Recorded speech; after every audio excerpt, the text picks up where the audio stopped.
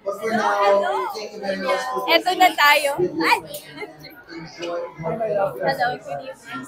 Ready? Thank you. Dahil yung ginagawa! Sobra! Ito na! Ito na! Ito na! I'm so excited. This is finally coming out. I'm so proud of this work that we have done with Flower Girl. Not only the movie as it is, but what it represents and what it means. Excited na ba kayo?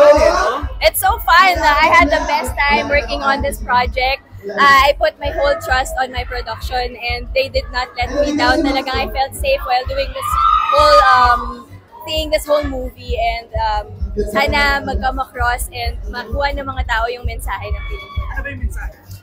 Well, this movie doesn't only ask for equality, it demands it. And it's so exciting because it's Pride Month and yun nga, as you said, MJ, it means so much right now. Especially sa anong nangyayari sa mundo. Alam naman natin, ang hirap manood ng balita ngayon dahil sa mga kung ano-ano nakikita natin, especially when the talks of gender come in. Last question from me na lang. Huling usap natin, sabi mo sa akin, hindi mo i-invite si Dominic. Hindi, in-invite ko naman siya. Okay. Pero ano lang yun, courtesy lang yun. Kumbaga, para lang masabi. Pero hindi niya papanoorin kung pelikula na to. Baka mapadasal talaga siya. Oo.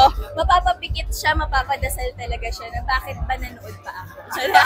Siya lang sa lahat ng tao ang hindi pwede manood. Sino si Sue kapag nawala na yung something behind her? Si Sue ay si Sue pa rin. Kung ano, kahit daliri ko mawala, okay lang, diba? Si Sue pa rin ako, appendix ko. Si Sue pa rin ako, isang kidney. Si Sue pa rin ako. So kung si Pucci ang mawala, I think si Sue pa rin.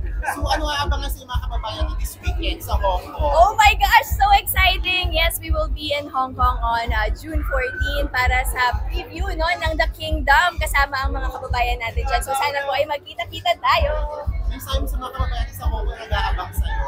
Sana po, I'm excited na makita po kayong lahat dahil medyo matagal din tayo. Huling nag-show kami sa Hong Kong, medyo matagal na rin.